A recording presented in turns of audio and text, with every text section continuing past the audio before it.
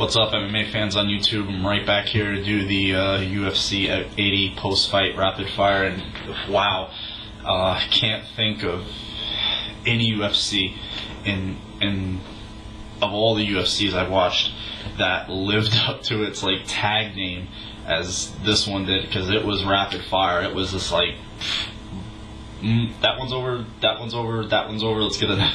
It was just like the fights were just getting finished pretty fast, and I think we got to watch, I believe, 3 undercards due to the fact that the main cards were so quick. But hell, that's awesome. I definitely glad I ordered this, because I wasn't going to order this card because I felt like it lacked, you know, some big time star power in the top tier fights. But I was like, you know what, I might miss something good. Let me order it, and I'm glad my gut told me to order it, because it was really wow. So on to the post fight. Kendall the Spider Grove against Jorge El Conquistador Rivera. Oh man, both guys looked in great shape. Definitely a crossroads fight. You know, Kendall gets back on the winning way, defeats a tough veteran if he wins the fight. Jorge just kind of needs to stay alive, win this fight to maintain some sort of name recognition, just some sort of fan interest. And the fight very quickly, of course, on the feet. Both guys exchange a few punches, get in the clinch, get out again very quickly, and Jorge is able to catch him with a few decent shots, go in, takes him down. Hitting Grove pretty hard on the ground. Grove was also, he was in the turtle position, and he gets up and gets a straight left, or I believe it was a straight left, right to the grill, and he was out when that punch landed, and Jorge immediately followed up with a barrage of punches that all pretty much landed, and he, as soon as the fight was stopped, he kind of collapsed. It was done. I don't think the fight went more than a minute. And wow, what a big win for Jorge Rivera, and what a crushing defeat for Grove. Now he's lost 2 fights in a row via the KO. The chin was a question mark for him. Even before the Cote fight. Now you got to figure in future fights, you know, opponents are going to have seen these 2 fights obviously, and figure that this guy is kind of shell shocked still from getting KO'd, and you just got to go in and rattle him, and he's gonna buckle. So it's going to be interesting to see where Grove goes and where Rivera goes after this fight. But huge win for Rivera, and a very bigger storyline, a huge disappointment for Grove. On to the next fight. Jason the Punisher Lambert against Wilson Gouveia. Gouveia is a guy that I've liked for a while now, just dating back the Jardine fight. He was very impressive, and he's been slated to fight on some other cards, and he's been injured. But after that Jardine fight, he's undefeated in the UFC, and Lambert obviously coming off of his win against Babalu, so kind of 2, like I stated, middle tier light heavyweights going at it, and see what happens. Those guys, one guy can ascend, obviously the other guy will fall in the back.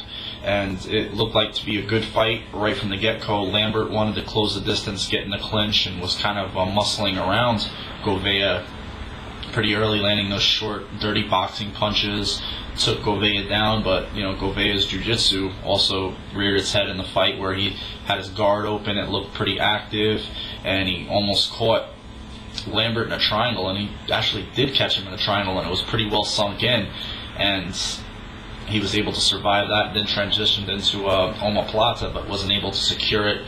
Lambert fell back into Gouveia's guard, and that was the closest point that the fight had been coming to stop. So I kind of scored the first round to Gouveia for that reason. Both fighters go into the second, get into a decent exchange on the feet, and then again, looks like Lambert is winning the second round. They get into another exchange, kind of throws a lazy right, and then in the course of that happening, Gouveia countered with it was just a flush left that immediately, it was like the second it connected, you knew the fight was over. The way Lambert hit the canvas, and Gouveia even followed up with a couple more shots after that, but it was pretty foregone conclusion. The fight was over. Huge KO win for Gouveia. A huge win for him, especially because Lambert beat Babalu. Now he beat him. So especially the close, tough fight that he gave Jardine, which a lot of people are on the fence about, which thought he might have won. But again, it was close. So Bové is a guy you're definitely going to see fight a tougher 205er. He's a guy that, you know, I'd like to see fight Rashad Evans, somebody like that. Maybe a Thiago Silva, I think would be a really good fight. Houston Alexander. So it's going to be interesting. He also looks like a guy that could cut to 185. He's kind of a little softer body. Maybe he has some extra weight on there that he's really not cutting at all.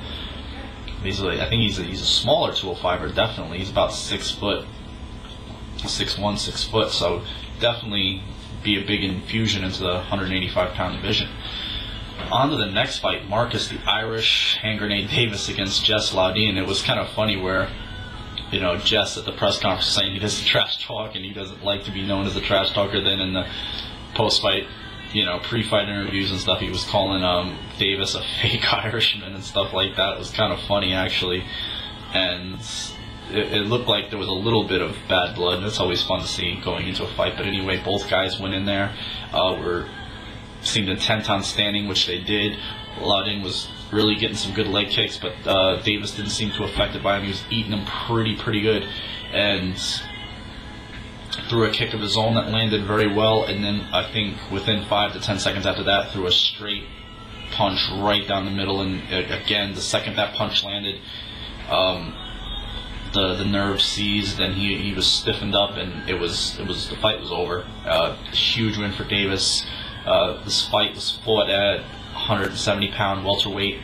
Davis is a guy who also cuts to 155, so I don't know if Davis can compete with the elite 170-pounders like GSP, like John Fitch.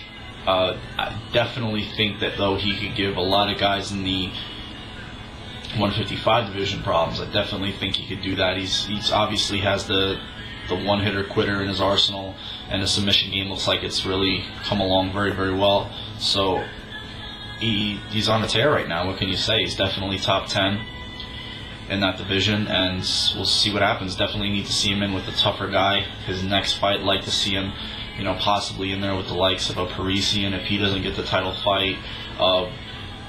Maybe a John Fitch. We'll see what happens. But huge, you know, another easy win for Marcus Davis.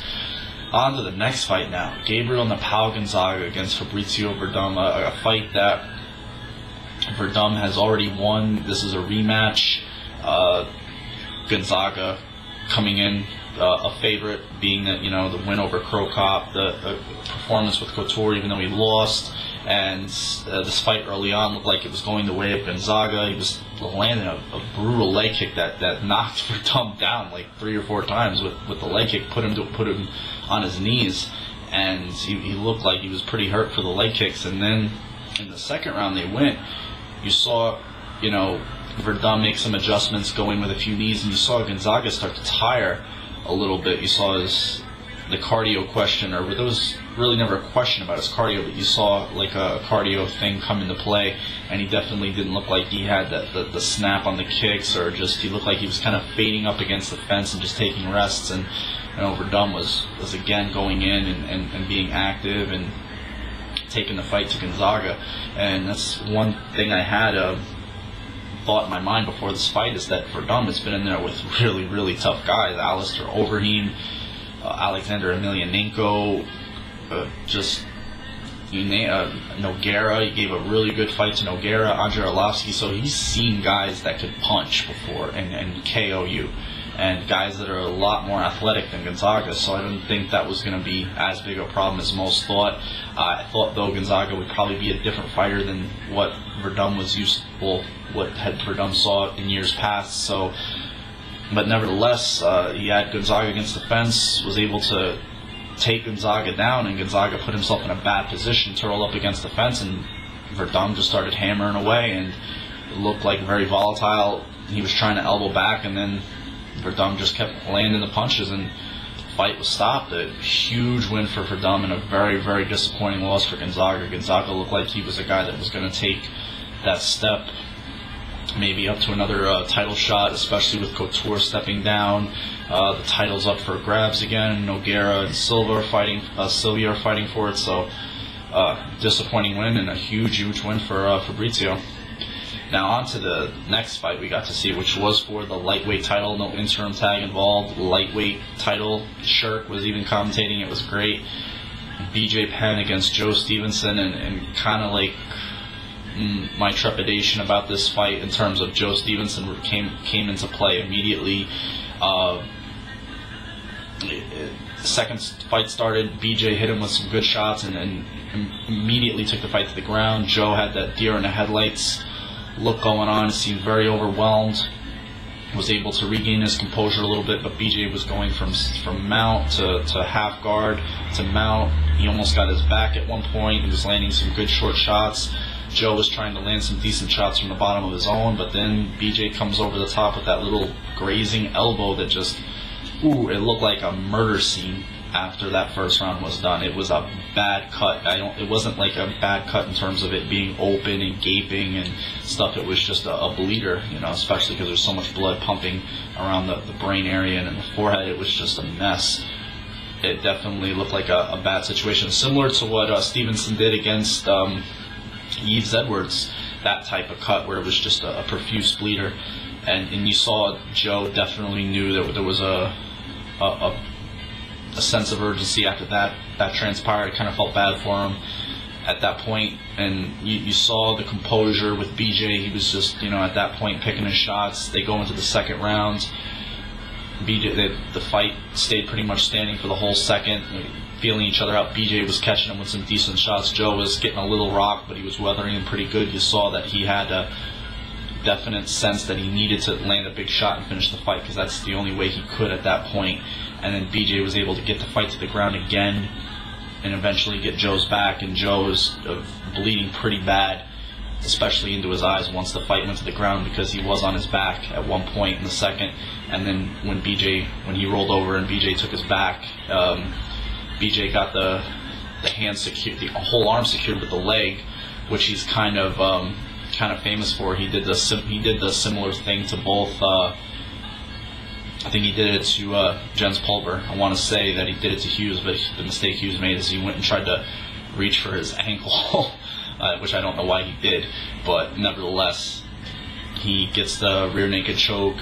You saw once he had it secured that the fight was pretty much formality, and Joe tapped shortly thereafter. He was pretty dejected. He was definitely fighting back tears. He's a good fighter. I felt like the UFC kind of put him in there a little too soon, especially against a guy like BJ for a title fight. Not to say that Joe wasn't deserving, but just the fact that BJ has been in there with the guys that he's been in there with, and then Joe has been in there with the guys he's been in there with, and you look at the toolbox both guys are playing with, it was just a question of that everything that Joe was good at, BJ was really good at.